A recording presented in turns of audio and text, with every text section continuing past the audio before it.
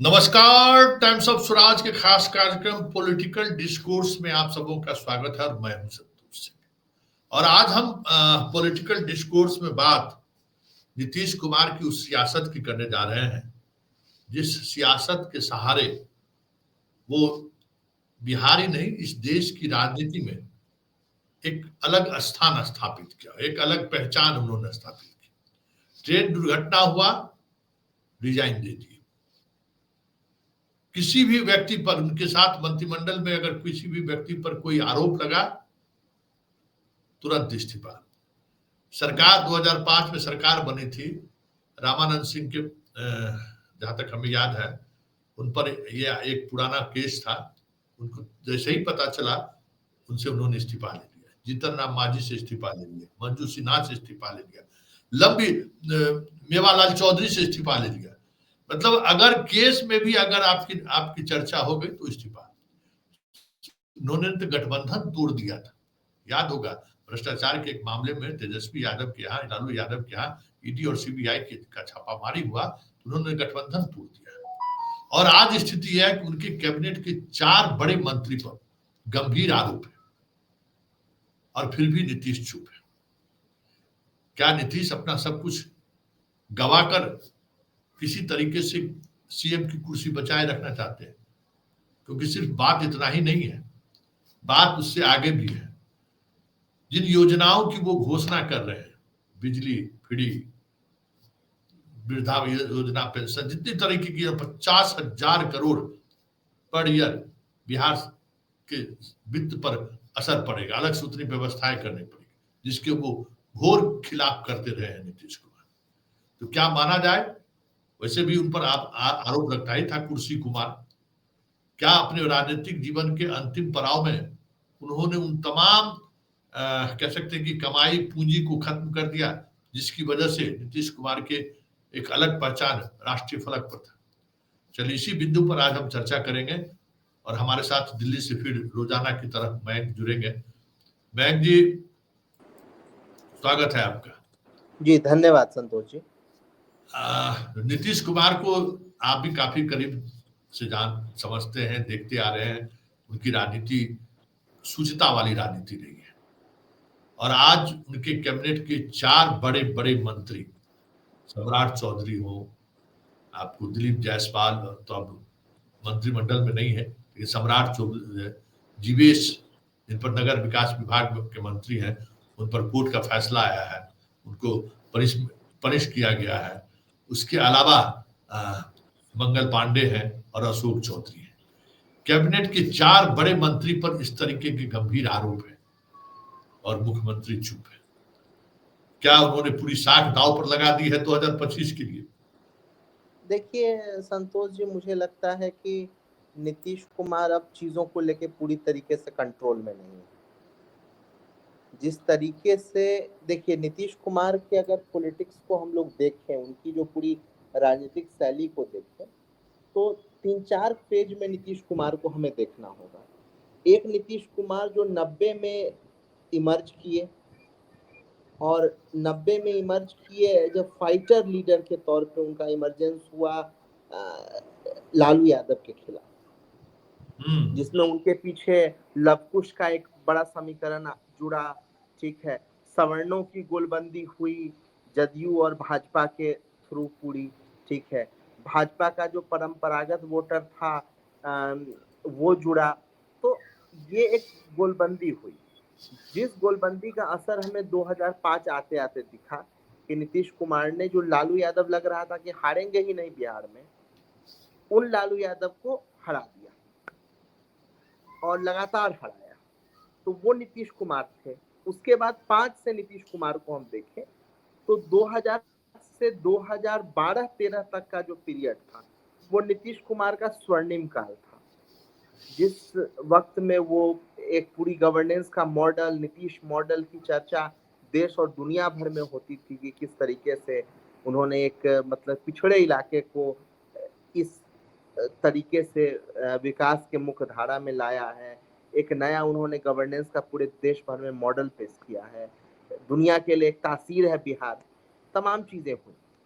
उसके बाद 2013 के बाद जब वो भाजपा से अलग हुए और जब उनको राजनीतिक तौर पे अलग अलग तरीके से उनको समझौते करने पड़े, कभी राष्ट्रीय जनता दल के साथ, कभी भाजपा के विधायकों के साथ। आपको याद होगा कि 5 से 6 विधायकों को तोड़ करके उनको एमएलसी बनाया गया था, भाजपा से तमाम चीजें हुई थी।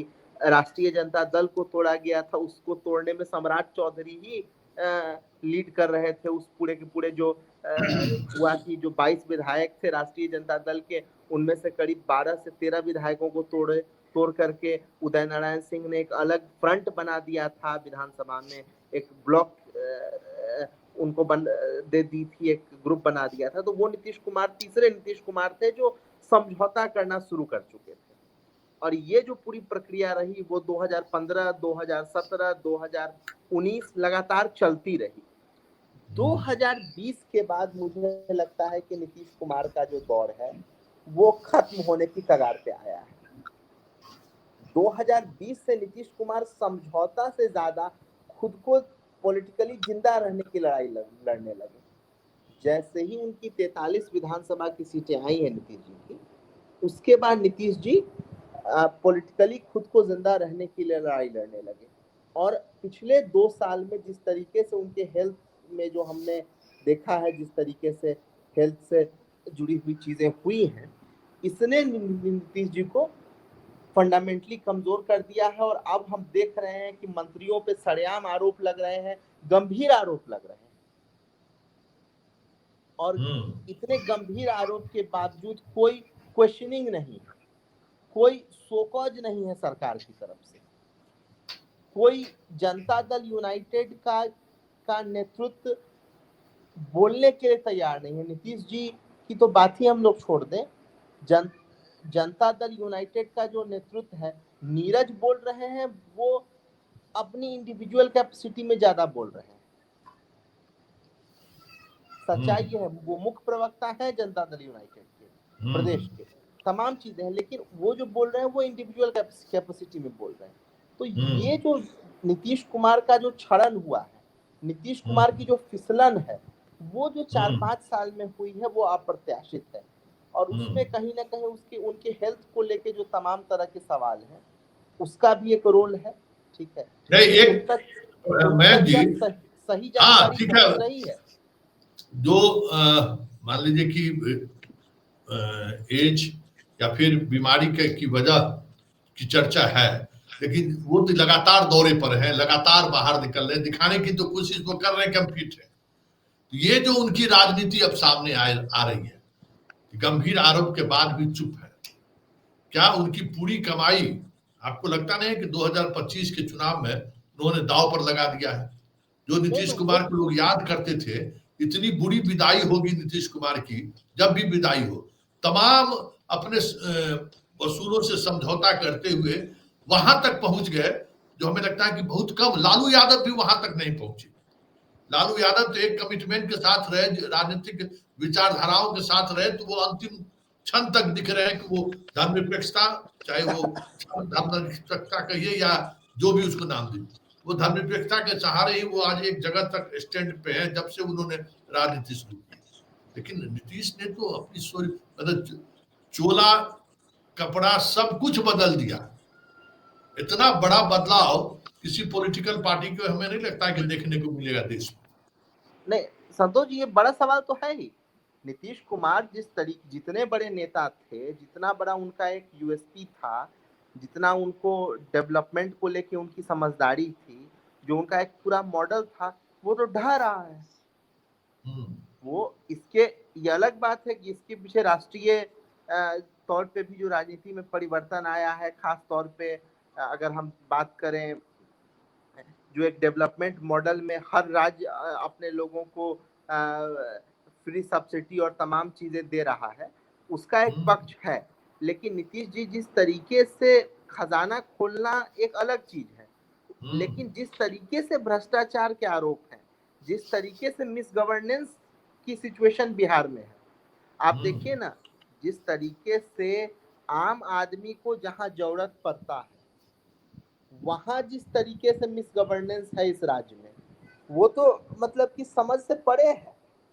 आप हम्म, भी, आपका भी उस मतलब कि होता है लोगों से वास्ता। आप देख रहे हैं कि किस तरीके से गवर्नेंस को लेकर के वहाँ छटपटाहट है लोगों में, किस तरीके से जिलों के अंदर, ब्लॉकों के अंदर मतलब कि भ्रष्टाचार है। वो तो नीतीश मॉडल फ्लॉप होते के कगार पे है ना। हम्म। तो ये तो नीतीश जी के साख पे एक बड़ा बट्टा तो है ही। चलिए, नीतीश के साख पर बहुत बड़ा बट्टा है। बहुत बहुत धन्यवाद मयंक जी, दिल्ली से हमारे साथ जुड़ने के लिए। नमस्ते। तो ये हमारे साथ दिल्ली से मयंक जी। साख पर बट्टा तो नीतीश का लग चुका है। भले वो फिर से बिहार का मुख्यमंत्री बने 2025 में, भले वो शपथ लेते हुए दिखे, लेकिन नीतीश कुमार ने अपने राजनीतिक जीवन में वो तमाम चीजें खो दिए जिस वजह से उनको याद किया जा सकता था। एक दुर्घटना हुई तो रेल दुर्घटना, तो रेल मंत्री के पद से इस्तीफा दे दिया था। नैतिक जिम्मेवारी इस तरीके से लेते थे। और आज हालात ये है कि सब कुछ आंखों के सामने चल रहा है। आरोप नहीं, गंभीर आरोप है, फिर भी मुख्यमंत्री चुप है। चलिए, इस समय समय की बात है कि राजनीति में नीतीश कुमार बिहार के बदलाव के लिए जरूर याद किए जाएंगे, लेकिन एक पॉलिटिकल व्यक्ति के रूप में हमें लगता है कि नीतीश कुमार वो छवि लेकर इस दुनिया से जाएंगे जिस छवि पर शायद ही कभी चर्चा हो पाए। इस पॉलिटिकल डिस्कोर्स में बस इतना ही। फिलहाल इजाजत दीजिए।